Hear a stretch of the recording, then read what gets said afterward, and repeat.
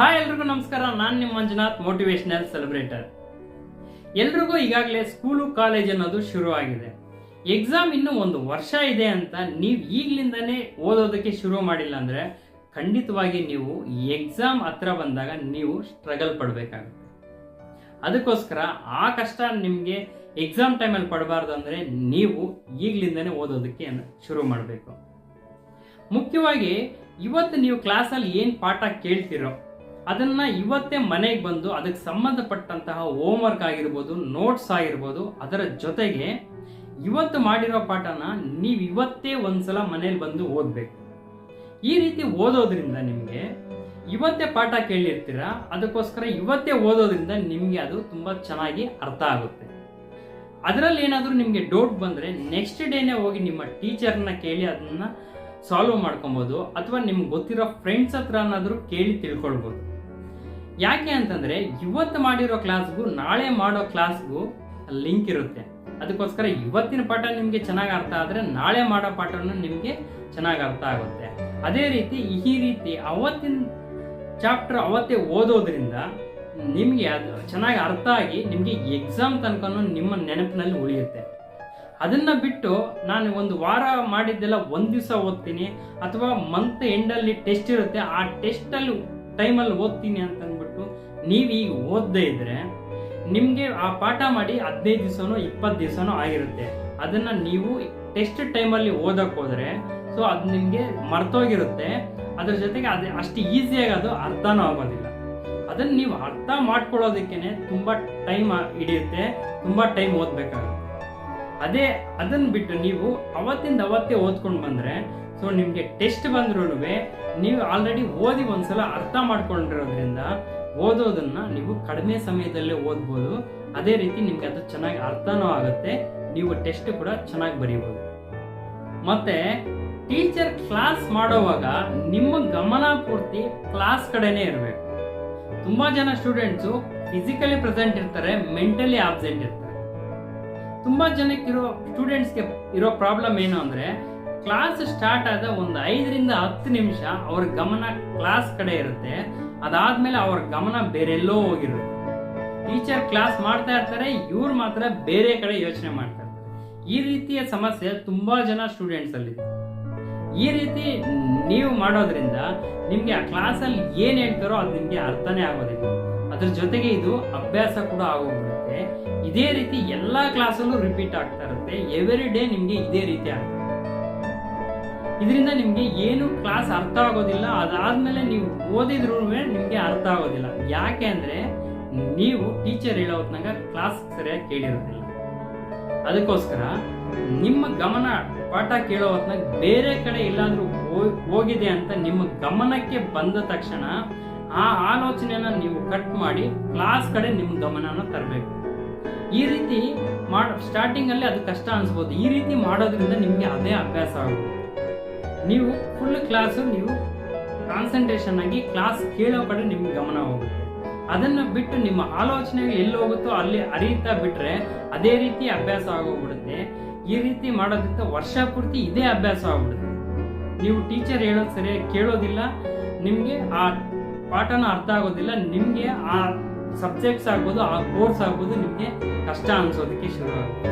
ಅದಕ್ಕೋಸ್ಕರ ನೀವು physically mentally ಎರಡೂ ಕೂಡ ನೀವು ಕ್ಲಾಸಲ್ಲೇ ಪ್ರೆಸೆಂಟ್ ಇರಬೇಕು. ಟೀಚರ್ ಏನು ಹೇಳ್ತಾರೋ ಸೊ ಯಾವ ಪಾಯಿಂಟ್ ಯಾವ ಎಕ್ಸಾಮಲ್ಲಿ ಯಾವ ಟೆಸ್ಟಲ್ಲಿ ಎಲ್ಲಿ ಕೇಳ್ತಾರೋ ಅಂತಲೇ ಹೇಳೋಕ್ಕಾಗೋದಿಲ್ಲ.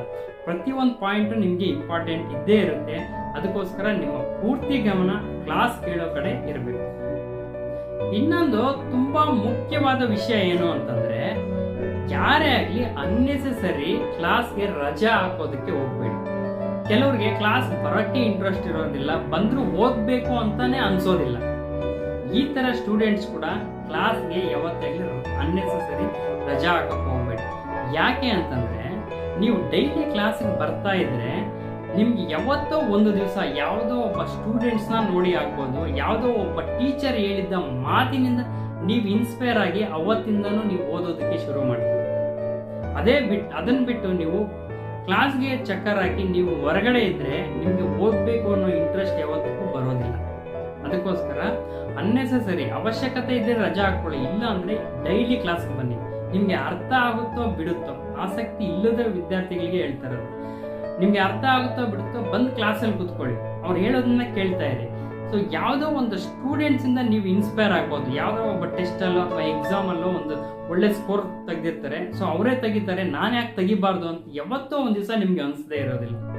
ಅದೇ ರೀತಿ ಟೀಚರ್ಸು ತುಂಬ ಎಕ್ಸಾಂಪಲ್ಸ್ ಹೇಳ್ತಾ ಇರ್ತಾರೆ, ಅವರು ನಿಮ್ಮನ್ನು ತುಂಬ ಮೋಟಿವೇಟ್ ಮಾಡ್ತಾ ಇರ್ತಾರೆ. ಯಾವ ಟೀಚರ್ ಯಾವ ದಿನ ಏನು ಮಾತು ಹೇಳ್ತಾರೋ, ಯಾವತ್ತು ನೀವು ಇನ್ಸ್ಪೈರ್ ಆಗಿ ಓದೋದ್ ಕಡೆ ಇಂಟ್ರೆಸ್ಟ್ ಬರುತ್ತೋ ಅಂತ ಹೇಳೋದಕ್ಕೆ ಆಗೋದಿಲ್ಲ. ಅದಕ್ಕೋಸ್ಕರ ಯಾವುದೇ ಕಾರಣಕ್ಕೂ ನೀವು ಕ್ಲಾಸ್ ಅನ್ನೋದನ್ನ ನೀವು ಮಿಸ್ ಮಾಡ್ಕೊಳ್ಳೇಬೇಕು. ಡೈಲಿ ಕ್ಲಾಸಿಗೆ ಬನ್ನಿ. ಡೈಲಿ ಕ್ಲಾಸ್ ಬರ್ತಾ ಇದ್ದರೆ ತಂತಾನೆ ನೀವು ಓದೋದಕ್ಕೆ ಇಂಟ್ರೆಸ್ಟ್ ಅನ್ನೋದು ನೀವು ತೋರಿಸ್ತಾ ಬರುತ್ತೆ. ಈ ರೀತಿಯ ಅಭ್ಯಾಸಗಳನ್ನ ನೀವು ರೂಢಿಸ್ಕೊಳ್ಳೋದ್ರಿಂದ ಫೈನಲ್ ಆಗಿ ಎಕ್ಸಾಮ್ ಟೈಮಲ್ಲಿ ನೀವು ಸ್ಟ್ರಗಲ್ ಆಗೋದು ತಪ್ಪುತ್ತೆ.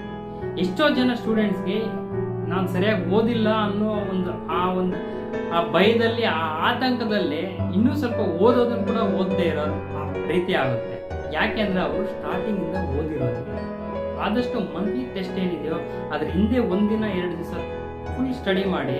ಯಾಕೆಂದ್ರೆ ಆ ಒಂದು ತಿಂಗಳಲ್ಲಿ ಏನು ಮಾಡಿರ್ತಾರೋ ಅದನ್ನೆಲ್ಲ ನೀವು ಅವತ್ತೇ ಓದಿರ್ತೀರ. ಮತ್ತೆ ಇನ್ನೊಂದು ಸಲ ಅದನ್ನ ರಿವಿಷನ್ ಮಾಡೋದ್ರಿಂದ ನಿಮಗೆ ಮತ್ತಷ್ಟು ಚೆನ್ನಾಗಿ ನಿಮ್ಮ ಜ್ಞಾಪಕದಲ್ಲಿ ಉಳಿಯುತ್ತೆ. ಈ ಎಕ್ಸಾಮ್ ಟೈಮಲ್ಲಿ ನೀವು ಸ್ಟ್ರಗಲ್ ಪಡೋ ಅವಶ್ಯಕತೆ ಇರೋದಿಲ್ಲ. ಅದಕ್ಕೋಸ್ಕರ ಸೊ ಈಗ ಹೇಳಿರುವ ಕೆಲವೊಂದು ಪಾಯಿಂಟ್ಸ್ನ ಅವತ್ತೇ ಓದ್ಕೊಳ್ತಾ ನೀವು ಬಂದರೆ ಖಂಡಿತವಾಗಿಯೂ ನಿಮಗೆ ಎಕ್ಸಾಮ್ ಟೈಮಲ್ಲಿ ಯಾವುದೇ ರೀತಿಯ ಒಂದು ತೊಂದರೆ ಆಗೋದಿಲ್ಲ. ನೀವು ಫ್ರೀಯಾಗಿ ಎಕ್ಸಾಮ್ ಬರೀಬೋದು. ಎಕ್ಸಾಮ್ ಫಿಯರಿಂದನೇ ಎಷ್ಟೋ ಜನ ಫೇಲ್ ಆಗೋ ಸ್ಟೂಡೆಂಟ್ಸ್ ಇದೆ.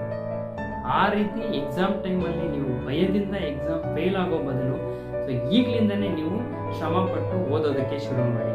ಈ ಡೈಲಿ ಓದೋದು ನಿಮಗೆ ಕಷ್ಟ ಅನಿಸ್ಬೋದು. ಇದನ್ನ ನೀವು ಈಗ ಸ್ಕೂಲು ಕಾಲೇಜ್ ಸ್ಟಾರ್ಟ್ ಆಗಿರೋದ್ರಿಂದ ಈಗಲಿಂದನೇ ನೀವು ಅದನ್ನ ಅಭ್ಯಾಸ ಮಾಡ್ಕೊಂಬಿಡಿ.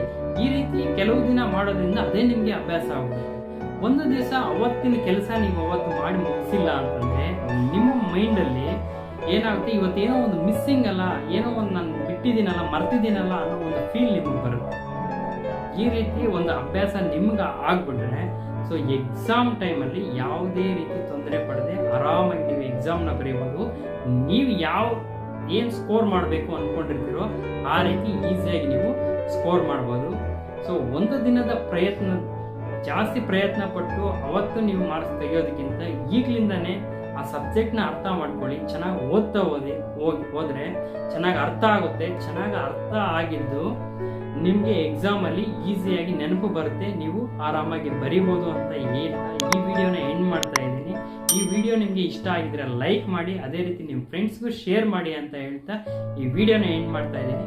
ಧನ್ಯವಾದಗಳು.